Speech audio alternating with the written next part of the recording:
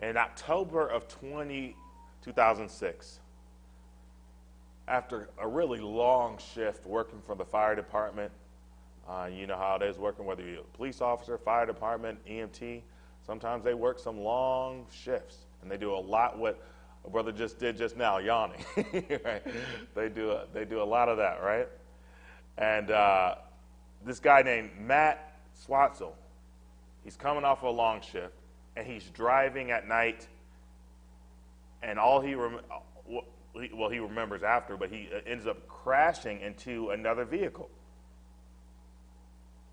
And then he wakes up to one of the most awful sounds he had ever heard, realizing he actually crashed to a lady named June Fitzgerald, who was pregnant, but also had a 19-month-old daughter with her named Faith. Now, Faith survived that crash, but June and our unborn child did not. According to the news station Today, or the show, Fitzgerald's husband was a full-time pastor, asked that at the sentencing that the man's sentence be, reduced, saying, "You forgive as you have been forgiven." And he actually meets with Swatzel regularly, and their friendship continues as he's trying to lead them to Christ. There's another story of a person named, kid named Didier. He was 11 years old. He witnessed his mother being shot 38 times by some street thug in Colombia. This drama led him down the path of alcohol, drugs, and crime, and he struggled with what he had witnessed. Didier found out who his mother's killer was and intended to retaliate, but then he was taken to church, and I believe there was a professional faith, but not sure. But the evidence is more proof to that reality, because instead of deciding to murder and retaliate towards the person who killed his mother, he forgave his mother's murderer. And one day he saw the man sitting on the street corner, and he approached him, and Didier embraced the man and told him he had been forgiven. In 2015, a few hours from here, you guys know the story, the tragic murder of 9 image bearers by a wicked racial supremacist in 2015. The survivors of that tragedy experienced awful things, of their beloved aunt being murdered. One lady witnessed her 26-year-old son taking his last breath, and she was also covering her grandchild from being murdered during that time. The pastor's wife lost her husband, the father of her daughters, young daughters. Just a dark and wicked time. But one gospel light that shone brightly in that dark tragedy was the survivors choosing to publicly express forgiveness to the killer not too long after that event happened. I mean, people have took their family members, their church members, and we saw a public scene that brought, I remember this bringing me emotional, praying for his mercy on the killer's soul, expressing forgiveness to them. One of the most powerful scenes that I've witnessed. One of the hallmarks of Christian people throughout history is our willingness to offer forgiveness after suffering much pain and loss. It is one of the greatest testimonies of God's church. There's many things that God's church has done that has stained the testimony of Christ's name. But one of the lights that we see throughout history is this repeated examples of forgiveness after experiencing so much harm. Something that adorns the gospel of Jesus. We are by definition forgiven people.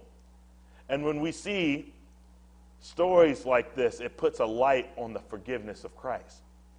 The thing is, forgiveness, especially when we are hurt deeply and repeatedly, is one of the most difficult things Christ has called us to do as believers.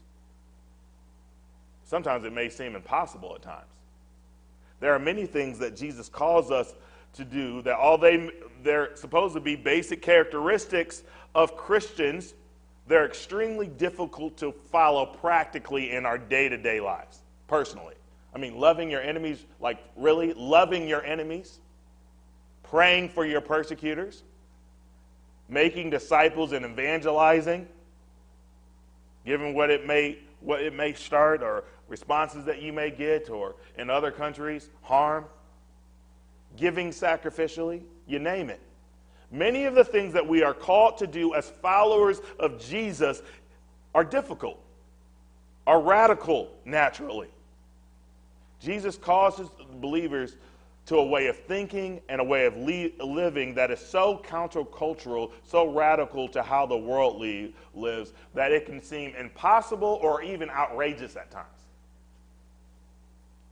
In our text today, Jesus calls his followers to embrace some difficult and hard commands, and when taken seriously as he meant it. To embrace a way of living and thinking that goes against our nature, that is completely countercultural. We struggle to follow Christ's commands when they seem unnatural, when they seem difficult, especially when they're personal. Forgiveness is one of those areas that can be extremely hard to do as Christ commands. But as we see in our text, as followers of Jesus, we must reject our own way and embrace Christ's call to abundant forgiveness, genuine faith, and humble obedience. All these commands, as we look at this text, to some seem isolated, but they are all connected because there are all ways that Jesus expects us to add to our faith, to add to our walk with Christ, and how we forgive, and how we believe, and how we obey. Before Jesus gets into the positive commands that we must embrace in our text, Jesus actually addresses a sin we must reject. And that is leading people into sin, leading people to fall away from Christ. One of the reasons we must reject our own way, because when we as believers claim that we're following Christ and do our own thing instead and live our way, what happens is, if we are people of influence and we have other impressionable believers following along with us or with us, we can lead them astray if we're doing things our way. And it is a dangerous thing, as we will see, to be a professing believer and lead others astray. Lead others into unbelief or egregious sin. So we see here Jesus' sober warning on leading people into a sin. As followers of Jesus, we must reject the grievous sin of leading others into sin. Look at the first couple of verses in the first part of verse 3. It says, and Jesus said to his disciples, temptations to sin are sure to come, but woe to the one through whom they come. It would be better for him if a milestone were hung around his neck and he were cast into the sea, and that then that he should cause one of these little ones to sin. Pay attention to yourselves. Temptations to sin will come. Jesus makes two realities clear in these verses with the emphasis on the second one. The first part of your life, my life as a believer, is that temptations will come. Therefore, sure to come. There is no way to completely avoid temptations to sin. Part of living in this wicked world, dealing with wicked people, including yourself, is that you, whether you're young or you're old, will face temptation to sin. You will face temptation to reject Christ, to go into egregious sin, to please yourself instead of please Jesus. That's part of living in this life. And there could be an implication here to be aware, be awoke, be on guard, to resist and flee the sin. But Jesus' main point here is not avoiding the temptation, although that is addressed in other places. His main point here is the second sober reality he brings up. And that is, woe to the one through whom they come. We see that when Scriptures, especially Jesus or God, is saying woe in Scripture, we should say woe, right? Make sure that it does not apply to us. That woe does not apply to us. We know that woe here, this is an exclamation of condemnation, of pending judgment for the person's actions. Jesus, woe on those professing believers, and the Pharisees would be included here because they profess to be teachers of God, profess to be believers in the one true God. Jesus, woe on these professing believers who are causing people to stumble into sin, who are leading people to sin. Whether that's through false teaching or through wicked living, it's causing people to reject Christ or plunge into sin because of your teaching or wicked lifestyle. What is extremely worse than being tempted, even failing to the temptation, is being the one tempting and leading others to fall into sin. Look at how serious Jesus says the sin is. Look again at verse 2. It would be better for him if a milestone were hung around his neck and he were cast into the sea than that he should cause one of these little ones to sin. These are believers. These little ones are believers, impressionable, vulnerable. Maybe they've begun their life of following Jesus. Any impressionable or vulnerable believer that you have influence over by your words or actions. Millstone was an extremely heavy stone used for grinding grain. The donkeys would carry around, grinding grain, drag around. It could be hundreds of pounds. Jesus describes a scary, fearful way of dying, right? Can you imagine the scene? Maybe you're at sea and you're walking on a plank or something like that, or whatever the case may be. You're off the edge of a cliff, and then your neck is strapped with a rope, and then this huge 100-pound stone is tossed into the sea, and guess what? You get yanked with it, and you're going to your depths, right? And you can't scream because you're in the water, right? Salt water is filling up your lungs. You can't even see. There's no hope of surviving. You can't scream. You can't hope that maybe you will float up to sea and then somebody can rescue you, because sometimes your body will naturally float, and so maybe you get rescued. All you have is drowning and darkness and no hope of rescue. I mean, one of the scariest ways to die is being drowned, especially in a way like this. But Jesus says this is the preferable scenario than you being a person who is causing believers to fall into sin. One of the worst type of death that you can imagine is better than what you will experience for being used as an agent of Satan to cause people to fall away from Jesus, to fall into sin. It's no wonder why the next phrase, pay attention to yourselves or watch yourselves. Most believe that the phrase goes with what comes before it and not after it. Watch yourself. Pay attention to yourself for committing these grave types of sin of leading others to sin. This grave sin of leading others to sin. Listen, church. Dying one of the most scary deaths you can think of is better than being used as a tool of the devil in causing God's children to sin. The lesson is clear, right? Our job is to lead other people to Jesus, away from sin, right? Not to sin and away from Jesus. If you're being used as a tool of Satan to cause people to turn away, that is a scary position to be in, and that there is sure judgment awaiting for you. If you are any influence to a believer ever, right? Whether as a parent, as an older sibling, as a pastor, as a counselor, as a ministry leader, as a discipling person, you're discipling someone, you name it. That is a responsibility God places extreme importance on and accountability for abusing. Abusing your influence and being used to cause impressionable believers to fall into sin has serious consequences by God. That is why we see that there is serious judgment on false teachers and preachers who lead people astray. You know, sometimes it just gives me chills when I hear people pushing this fake prosperity gospel or saying, when they should know better, saying all this type of false teaching, turning people away from the truth. Because the judgment will not be light on them. Or when other preachers get caught up in scandals and has this appearance of godliness, but they are abusing their families. They are in sexual adultery. They are money hungry or something like that. And they're abusing their people.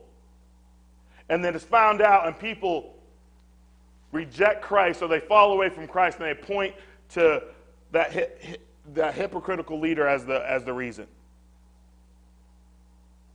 There would be a greater consequence than miserable death for those people. Not only must you run from sin yourself, but you better sure run from causing others to fall into sin. Because, church, I'm saying this soberly because it's Jesus is sober. There are eternal consequences are severe. Listen, God will judge people's own decision for choosing to leave Jesus and choosing to go into sin, right? But don't be the reason on Judgment Day that they say, oh, this is why I did this. Be the reason that they followed Jesus, that they're encouraged to pursue him wholeheartedly. Now, Jesus said earlier, not only temptations will come, but with those temptations, there will be many people in this life that will offend you, that will hurt you, that will sin against you. And that's also part of life. And how should a follower of Jesus respond when someone sins against you? Well, Jesus lays it out simple, but it still is extremely hard to obey consistently. Followers of Jesus must radically and repeatedly forgive. Followers of Jesus must embrace Christ's call to forgive radically and abundantly. Look at the next, verse 3. Next part of verse 3, it says, if your brother sins, rebuke him, and if he repents, forgive him. And now let's read verse 4 too. And if he sins against you 7 times in the day and turns to you 7 times saying, I repent, you must forgive him. So notice in verse 3, having a heart of forgiveness or meekness or humility does not mean allowing yourself to be sinned against without confrontation and addressing the person who sinned. All right? The first part of this process that Jesus gives is to rebuke the one who sins. It is not always spiritual just to allow yourself to be sinned against and never address the issue with the person biblically. This is not contradictory to what Peter says in his epistle when he says love covers a multitude of sins. Or when we read, we must bear with one another. We should, given those verses, right, we should be people that strive to be hard to offend, to be patient, to not try to harp on every minor infraction. That's some big deal. We should ask for God's grace to let love cover it and look past a lot. That being said, actions and words hurt, and they can offend us. And when a brother or sister sins against us in a way that harms, offends, or grieves us, the biblical model is to confront the person, is to rebuke the person. It is not biblical to bottle it up and act like things are good and have this false sense of peace when you have been seriously sinned against and it's affecting you. Whether it's serious or not, if it's affecting you and there may be bitterness and you need to rebuke the person in love. Just keeping things in can cause for a great explosion later on, and the person could be caught off by surprise because they didn't even know they're sinning against you. Some people are so obtuse, myself sometimes, that we could be doing things that have no idea that it's that we are sinning against that person. And the person just, okay, I'm not going to say anything, and then months go by, and all of a sudden, I can't believe that you did that. And he's like, what in the world, And we're just bottling it in instead of, if it's a problem, if it's a sin against us, just communicate that in love before it's an explosion. We've seen that in relationships and church relationships and friendships with college roommates, you name it. Then, if the person, when you rebuke the person says, you know what? You're right. Will you forgive me? The text says the offended party is to forgive. That's the second step, is for us to forgive them. Verse 4 is where Jesus' command to forgive starts to seem ridiculous. If the person sins against you 7 times in the same day and then repents, Jesus says you must forgive him. So the model here, step 1, rebuke them. Step 2, forgive them if they ask for forgiveness. Step 3, see step 2 and repeat, rinse and repeat, rinse and repeat, rinse and repeat. Every time forgiveness is requested, you forgive. Jesus did not qualify the offense. He does not say make sure the person is sincere. He said it can happen 7 times in one day, and your duty is to forgive the person who asked it of you. When you think about this claim, it's just as radical as it was then as it sounds to us. Actually, in Judaism, someone that you could actually cut someone off, it was considered honorable to give them 3 chances, all right? And then after that, you could not cut them off. But 7 times in one day is way beyond the highest standards of that day. And if we're honest in this scenario, if we think about this scenario literally, to forgive someone 7 times after sin against us 7 times in one day, that would be outrageous after a while. The point here is not the number, but that our forgiveness should be offered with no limit every time it's requested. Jesus calls us to this type of level of forgiveness, and again, it's really unnatural and countercultural. Just think about it. Just think about this scenario. Imagine someone stealing from you. Maybe they stole your laptop or something from your house. You didn't know about it, and then you find out about it later. Then later that day or later that week, they dangerously cut you off in traffic on purpose because they needed to get somewhere. Then, you keep on running into this person. You're at Publix parking lot, and you're carrying your groceries because you're too macho to get a cart. And they run into you, right? Because they're in a rush, and you drop everything. All your groceries all over the place, everybody looking at you. Like, oh, sorry, I can't help you. I need to get out of here, right? And then, later on that week, maybe later on that day, you find out that they have your laptop, and not only did they have your laptop, but they erased all your family photos and precious things that you can't get back. They actually went to the cloud and deleted it all, right? And then after that, you find out that they have been talking trash about you and slandering you and your mama and your spouse and your friends and things of that nature. This all happens in a couple weeks' time. So imagine all this stuff happens in that period, and then the offending party comes to you and asks for forgiveness each time. At what point does the forgiveness of that person become extremely difficult? You say, as soon as the first thing happened, right? At what point are you honestly done with the person and not ready to offer forgiveness? Be honest with yourself. I think because this verse is so short, or maybe the familiarity, we do not fully get how radical Jesus' call for forgiveness is here of others. It is radical, right? It's literal, right? In fact, the statement here does not underscore how much, Jesus, the importance of forgiveness for us in forgiving others. We may think this is an exaggeration to prove a point that forgiveness is important, but no, this is an understatement. Forgiveness is a huge deal. Our forgiveness of others every time is a huge deal to God. In fact, we know in the Lord's Prayer that if we don't forgive others, their trespassers, we are not forgiven. No matter how egregious, no matter how often, our duty as believers is to forgive. Again, that doesn't mean you don't set boundaries and you don't for yourself and others to help that person grow and to protect yourself. Obviously, there's caveats. You still forgive, but there might be a change of relationship until this person can grow and things of that nature. But to forgive others means to biblically let go, to not hold that sin against the person anymore, not in your heart or actions. Are there people in your family, in your church, maybe friendships that you need to forgive in this way? Maybe that have hurt you repeatedly. True forgiveness is not constantly bringing it up when you said you forgive them. It's not using it as an emotional weapon to guilt trip a loved one or a friend to do what you want when you said you have forgiven them. Unfortunately, sometimes we can say we forgive someone, but then constantly bring it up to them or to others. That is not biblical forgiveness.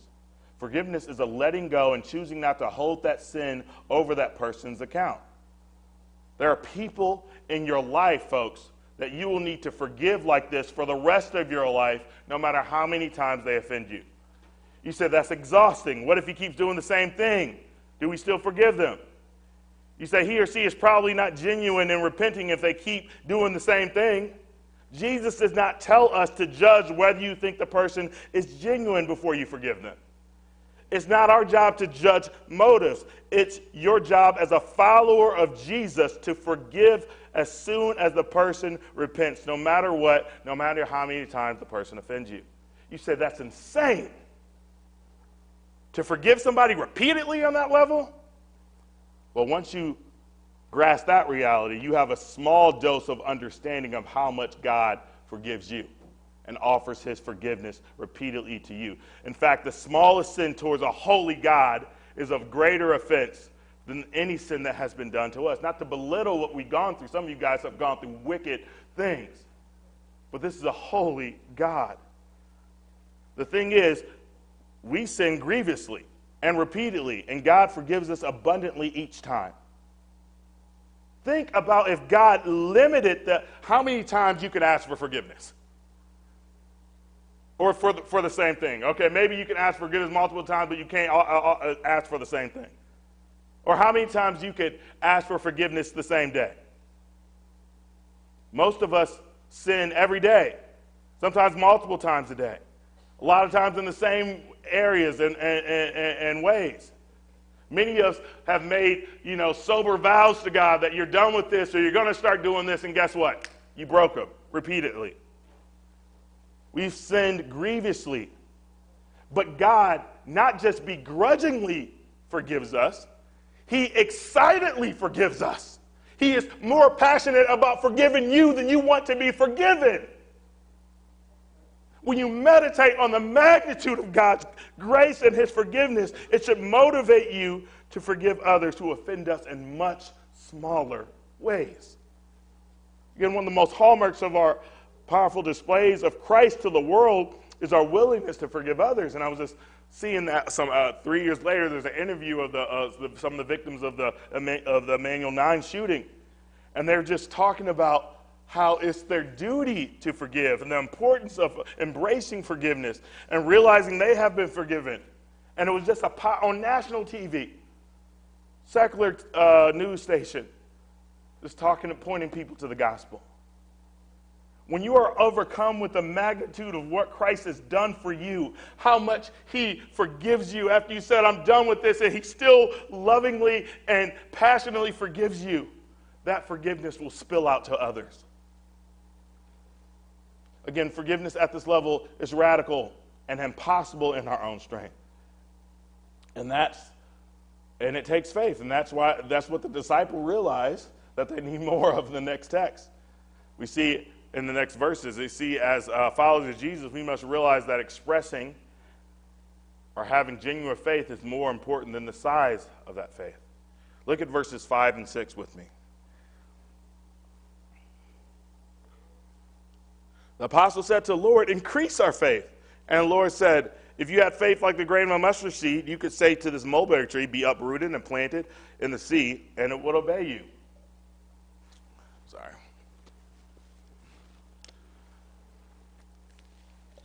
So the apostles, they rightly viewed this issue as not an issue where they needed more discipline to forgive like this. They needed a level of faith to forgive like this. Their hearts were in the right place when they asked Jesus to increase their faith. Now, Jesus shifts their perspective on this ask, but their request was rightly out of dependency. Lord, what you are asking is impossible. Lord, increase our faith to live in the way that you have commanded. And before we even get into Jesus' response, do we have this heart of the dependency on the Lord to do what he commands? Lord, to forgive like you want me to forgive seems impossible. Lord, I need you to forgive like you. Increase my faith. Help me to believe your promises. Help me my faith so I can follow you in the way that you have called me. But notice how Jesus responds again in verse 6. If you have faith, like a grain of a mustard seed, you could say to this mulberry tree, be uprooted and planted in the sea, and it would obey you. Jesus says all you need is a mustard seed level of genuine faith, and you can uproot a full-grown tree and have it planted in the Sea of Galilee. You can speak to the tree with no Jedi powers and ask it to be moved and planted somewhere else in the sea, and it's possible with a little faith. Jesus is not planning on us having to reorient geography or our local landscape in faith, although it is possible if that was God's will with just a little faith. But moving trees in faith is not the point. The point is that the little faith you have when given to God is able to accomplish amazing things. There are a lot of seemingly impossible commands, like forgiving people who are not worthy of forgiveness, who have hurt us deeply. That's extremely difficult to do. Or something like, how about be holy for I am holy? Jesus says with a little amount of genuine faith, you can be empowered to do all that I've commanded you to do, no matter how impossible it may seem. Anything God has ordained you to do, just a little faith is all you need for you to be empowered by God to do it. So if that's patiently endure a trial, loving your enemies, being patient and peaceful when your circumstances are not that at all, resisting anger, sexual lust, whatever it is, if it's God's will for you, you just need faith as small as a mustard seed, and God will empower you to do it. Jesus says the problem is not your level of faith. You already have enough faith. You only need a little. As the biblical scholar says, Jesus' answer shifts the focus. Faith is not a matter of quantity but presence. A little bit of genuine faith can accomplish a great deal. The power does not come in the level of faith, but the object, capital O, of your faith. Jesus says, take all the faith that you do have, throw it on me, and I will enable you to do more than you can ask or think. Little is much when God is in it. Our great, infinite, powerful God can do a lot through us, even with a small size of faith. We have a supersized eternal God. We don't need a supersized faith. We just need faith in that God. Listen, God is the one who moves mountains, right? Not us. He's the one who uproots trees. He's the one that can do exceedingly above all we can ask or think. He's the one who splits the Red Sea. He's the one who calms the storms. He's the one who raises the dead. He's the one who feeds thousands of people with 2 fishes and 5 loaves. He's the one who can make all grace abound towards you, that you have in sufficiency in all things may abound in every good work. He's the one who will make you will and do of his good pleasure. God does not need your giant-sized faith. He's a God of giants. He just needs the teaspoon of faith that you do have, and it will do great things. Give your oil-sized faith, your little flour, and God will abundantly multiply that. Some of you are going through some storms, maybe, challenges, health-related, or whatever the case may be, and you don't think you have the faith to endure. Some of you may be fearful to what God is calling you to do. You don't need more faith. You just need to take the faith that you have and put it on Jesus and watch him work. Jesus is able to do more abundantly than we can ever ask or think through the faith that we give him. Just touch his garment and watch his grace work through you. Forgiving people is hard, right? Serving people is hard. Loving the unlovable is hard. But by faith, we can do all that and more because it is God that works in us to accomplish it. The thing is, because of the depravity of our hearts, when we do forgive, and when we do give sacrificially, or show love to our enemies, or evangelize, guess what happens? Pride starts creeping in. We start act like we deserve something from God, as if we should be, thanked, that we sacrifice so much. Jesus early on warns against that religious entitlement mentality. Jesus gives an illustration or parable to show what our perspective should be when we obey God's commands, by forgiving others abundantly. We should not do it with a heart of expecting something in return or thinking God owes us a favor. for our sacrificial obedience for his sake. It's part of our duty as followers of Christ. So lastly, we see that as followers of Jesus, we must embrace our call to humble obedience. Look at verse 7 through 10 here. Will any one of you who has a servant plowing or keeping sheep say to him, when he has come in from the field, come at once and recline at table?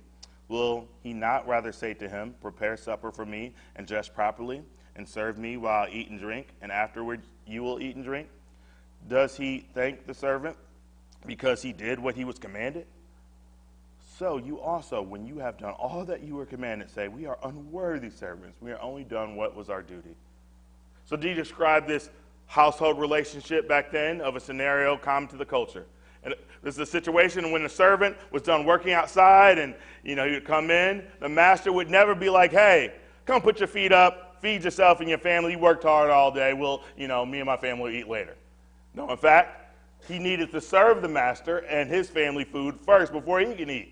And when he was done with all that, there was no expectation of a thank you from the master, because that was just considered a basic part of his duty as a servant. You finish outside, you serve me, and then you can eat. The servant didn't expect a reward or a thank you. He just fulfilled what was a basic part of his job. Jesus is not encouraging rudeness, right? He's not encouraging harshness in treatment of employees or servants or children. Of course, we know that God is not some harsh first-century bondservant master. He's not saying leaders, bosses should not thank their employees for doing their job. If you're focusing on pressing meaning into those details of the parable, you're actually missing the point. The point is the perspective of the servant that the servant of the Lord should have when doing the things the Lord has commanded him to do. After you have obeyed, even obeyed in difficult commands, your attitude should be one of, I am unworthy. I'm an unworthy servant who's only doing the basic part of my duty as a servant of the Most High God. I am grateful to be even called a servant of God. And obedience to God, obedience to Jesus is the least that I can do after all he's done for me. Jesus is not saying that we don't mean anything and you as an image bearer are not worth anything. I like how one scholar put it. The text is not describing an inherent worth, but function. Slaves bring nothing worthy to their task as servants, especially with regard to where they stand before God. The remark reflects a sense of total humility before God. Lord, I would be a miserable sinner, lost, and on my way to condemnation without you. Right? Is that true? I am not my own. I am bought with a price. I am a living sacrifice based on the mercies of God. I am thankful to be even called your servant. In fact, I'm more than just your servant. I'm your family. Obedience is a basic part of my duty, an expression of love and gratitude for all you've done for me. Unfortunately, because our hearts can be so wicked, we can easily let a spirit of pride and entitlement creep in when we do things that we're commanded to do. We act like, we get prideful, when we're doing things for God or obeying him as God. Maybe God should be thankful for us, right? Look at all these lame bench warmer Christians. Look at me out here soul winning. People don't soul win anymore. Look at me. I'm out here giving out tracts. I'm telling people about Jesus. And not many people do that. Look at me, right? God should be thankful. Look at me serving in hard places like Nickeltown. I could be at so many different other big comfortable churches, whatever. Look at me giving faithfully to the poor, giving faithfully to the church. I deserve this from God. He should be thankful for my sacrifice I made for him when I could be acting like the rest of these lame, lukewarm Christians. The fact is, it's only by the grace of God that you're not lost, that I'm not lost, and on our way to damnation. And God is the one who has given you to grace to do what he has called you to do. When you think about who you were before Christ and who God is and what he did to save you, all that the Son went through because of your sin, when you think about what you have been saved from, we talked about the horrors of hell with Lazarus and the rich man last week. When we think about all the benefits, the spiritual benefits, the access to the Father, the forgiveness, the peace, the joy, all the benefits that we have now, and then what we have for eternity. How dare we get entitled, prideful about what we surrendered or sacrificed for Christ? No, Christ sacrificed it all for us. Christ surrendered all, so all of us surrendering to him is just a basic response to his sacrifice. Anything we do in obedience to him, no matter what, is a small fraction compared to what Jesus has done for us. Can you imagine you and your family trapped in some type of building, maybe your house, some building, and there's a fire? Maybe you're trapped inside and some beam comes down, it's hot, you can't breathe, looks like you're going to die, and this person comes in, burns his hands, removing the rubble, lifts the beam, and he saves your family from this. He sees that your son or daughter, spouse, is not breathing. He administers CPR, and you see that person catch the breath. Then he takes you to the hospital, and you gain a full recovery. Let's say that same person, there's just a month, you develop a relationship with this person, and then maybe a month, 2 months down the road, he's like, hey, man, I got some heavy furniture to move. I'm kind of by myself this weekend. Can you help me move it? How would you respond? No, I'm good. No, you would jump at doing it, right? You would never act like he owed you anything after you helped him move a couch, after he saved your family from a burning building, administered CPR, took you to the hospital. You wouldn't even think about saying no. It would, when he said thank you, it would really be no, thank you. It's really the least that I can do. You would mean that literally, right? You would mean it literally when you say anytime. Listen, how much more has Christ saved us from sin and the judgment of God? Not just saved us from something, but replaced it with spiritual riches and his grace and forgiveness and abounding love. When we obey him, when we serve Jesus faithfully, whether that's doing a trial, sacrificially giving, telling something about Jesus, serving in hard places, we do it because it's the least that we can do.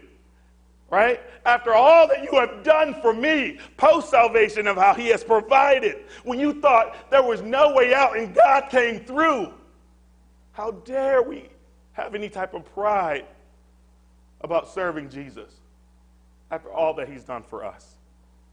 Folks, is that the perspective that we have? Spiritual pride, entitlement, has it crept into your heart?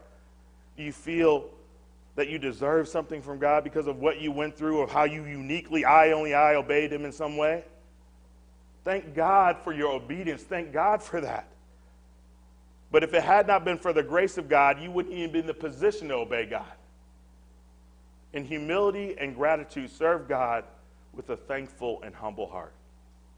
As followers of Jesus, we are called to do some difficult things, right? Forgiving people, walking in obedience. It can be hard, but thanks be to God that he's the God of impossible, and he gives his impossible grace to us to do what he has called us to do.